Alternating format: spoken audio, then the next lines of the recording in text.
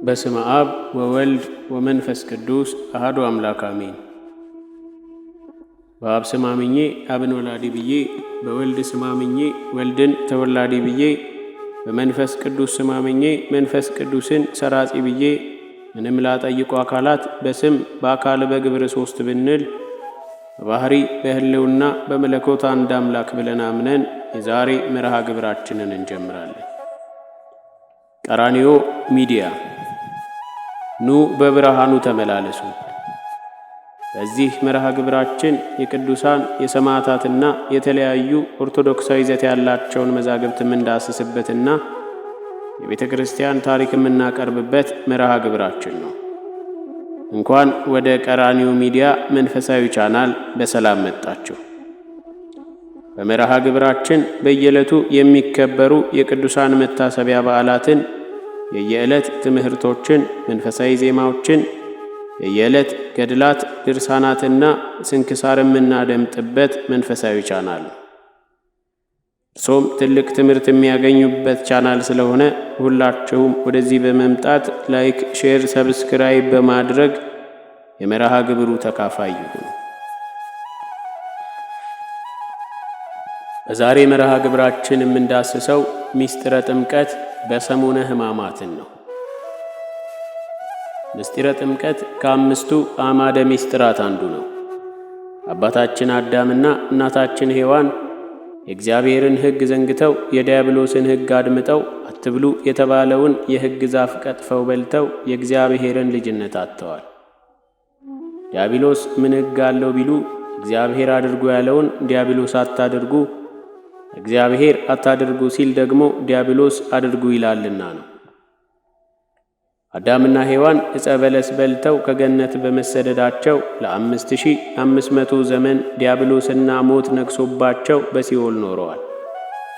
በዚያም ዘመን ዲያብሎስ በአዳምና ሔዋን መከራ ሲያጸናባቸው ጥቂት አሳርፈን ብለው ሲማጸኑት አዳም የዲያብሎስ ወንድ አገልጋይ፣ ሔዋን የዲያብሎስ ሴት አገልጋይ ብላችሁ ፈርሙልኝና አሳርፋችኋለሁ አላቸው።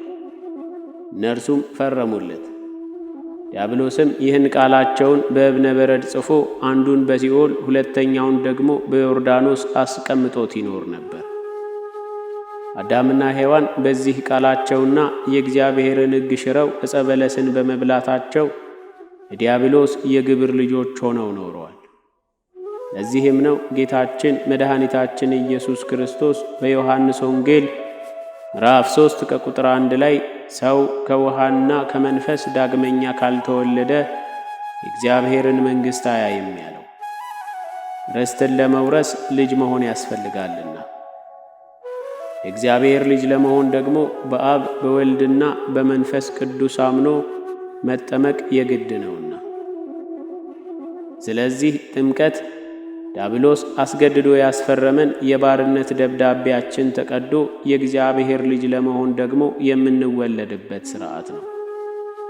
ጌታችን መድኃኒታችን ኢየሱስ ክርስቶስ በዮርዳኖስ ወንዝ ከተጠመቀበት ምክንያት አንዱና ዋነኛውም ዲያብሎስ አዳምንና ሔዋንን ባሮቼ ናቸው ብሎ ካስፈረማቸው ደብዳቤዎች አንዱን በዮርዳኖስ አኑሮ ስለነበር ያንን ደብዳቤ በእግረ ሥጋ ረጋግጦ በመለኮትነቱም አቅልጦ ለመደምሰስ መሆኑን ሊቃውንተ ቤተ ክርስቲያን ይናገራሉ።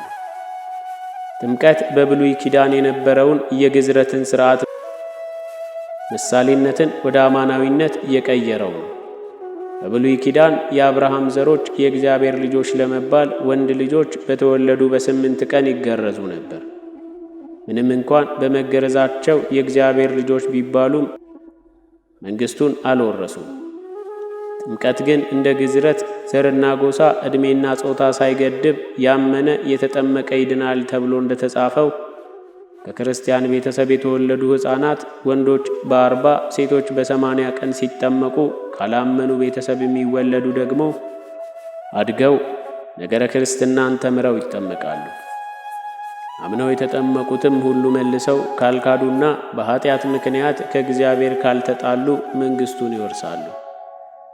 ስለዚህ ይህ አዲስ ሥርዓት በአዲስ ኪዳን የተመሠረተ በመሆኑ በሰሙነ ሕማማት አይከናወንም። ምክንያቱም ሰሞነ ሕማማት የብሉይ ኪዳን መታሰቢያ ነውና። አንድም በሰሞነ ሕማማት የቤተ ክርስቲያን አገልግሎት ሙሉ በሙሉ የክርስቶስን ሕማሙንና ሞቱን መዘከር ብቻ ስለሆነ ነው። ከዚህ ውጭ ያሉት መደበኛ አገልግሎት በጊዜያዊነት ይቆማል። በሰሞነ ሕማማት ክርስትና ማንሳት፣ ክህነት መስጠት፣ ለሞቱ ሰዎች መጸለይ አይገባም። እነዚህ ቀኖች በቤተ ክርስቲያን ፈጽሞ ማገልገል ይገባል እንጂ እንዲል ፍትሐ ነገሥት አንቀጽ 15 ቁጥር 600 ላይ።